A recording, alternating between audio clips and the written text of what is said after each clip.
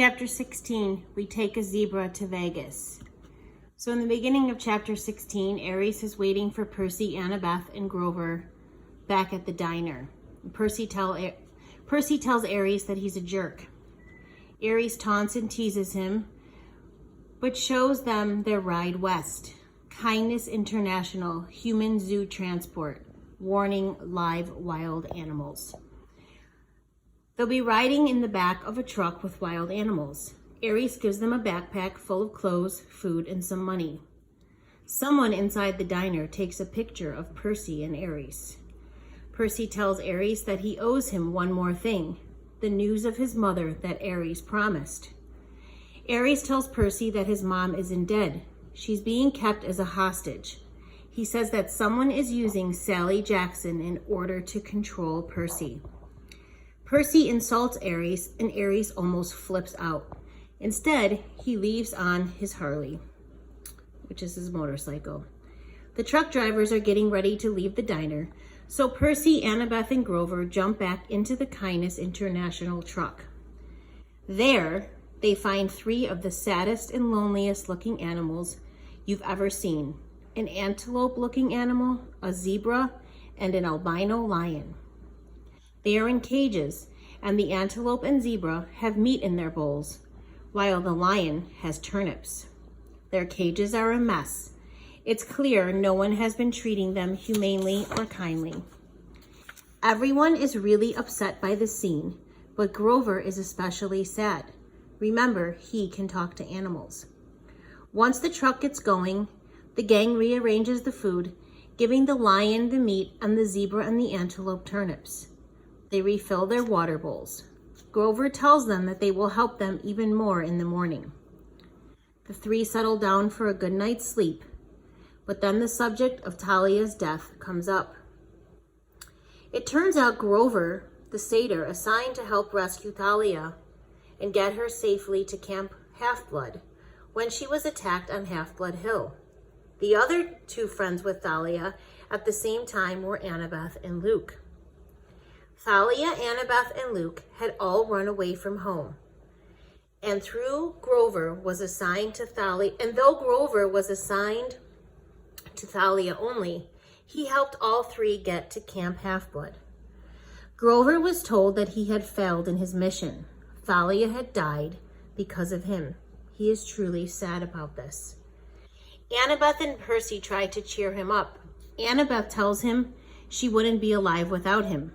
Percy tells him he has the biggest heart in the history of the universe, and that's why he'll find Pan.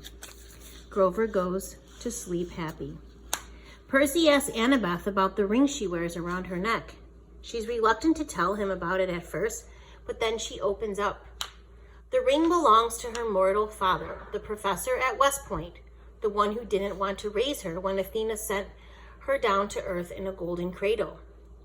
2 summers ago, he sent her his ring, asking her to come home and telling her he missed her. Annabeth went home but was miserable. Her stepmom was mean and still wouldn't let her hang out with the family. Monsters smelled her and attacked, putting the family at risk again. That winter, she went back to Camp Half-Blood for good. Percy tells Annabeth that she wouldn't give up on her dad. Annabeth doesn't want to hear it. Percy tells Annabeth she shouldn't give up on her dad, but she doesn't want to hear it, and they fall asleep.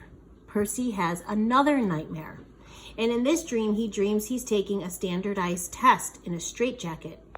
He hasn't even picked up his pencil yet because he can't. A girl he recognizes as Thalia is sitting next to him and says, "Well, seaweed brain, one of us has to get out of here." Percy releases himself from his straitjacket and dives into a pit where that familiar cold voice lives. The voice says to him, "Percy Jackson?" "Yes, the exchange went well, I see." Then Percy hears the cold voice having a conversation with a familiar voice that he can't place. The familiar voice talks about stealing the master bowl and asks the cold voice why he couldn't bring it to his lord. The cold voice recognizes that Percy is listening. He shows Percy an image of his quest. Percy is standing in a throne room with black walls and bronze floor. Before him is his mom frozen in that glowing light. Percy's flesh starts to melt from his body. Percy is woken up. The truck has stopped in Las Vegas, and the truckers are coming to check on the animals. Percy and Grover hide in the truck.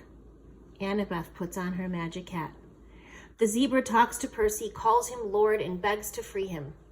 Percy remembers that his dad created horses and realizes that this is why he can understand zebra. Annabeth, Percy, and Grover free the animals. Grover blesses them before they leave so they will find their freedom safely.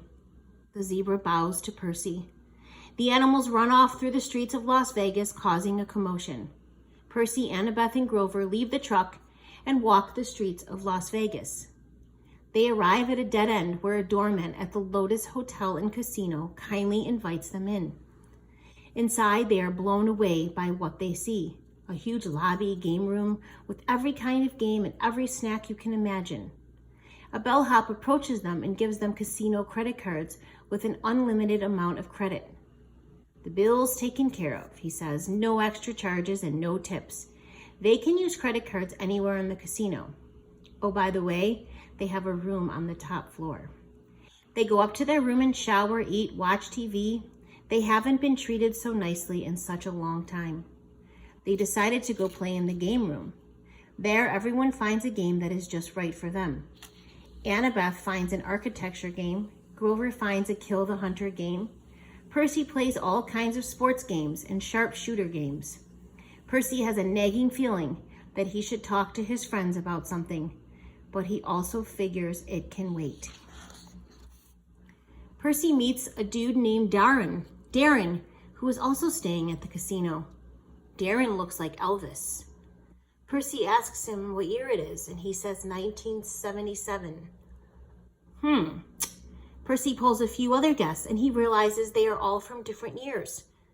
After a lot of effort, Percy gets Annabeth and Grover out of the casino. On the way out, the bellhop offers them platinum cards, saying they are opening a new floor full of games for platinum members. The three leave as fast as they can, and it's stormy outside. Percy checks the newspaper. It is June 20th. They have been at the Lotus Casino for 5 days. They have 1 day left before the quest deadline is up.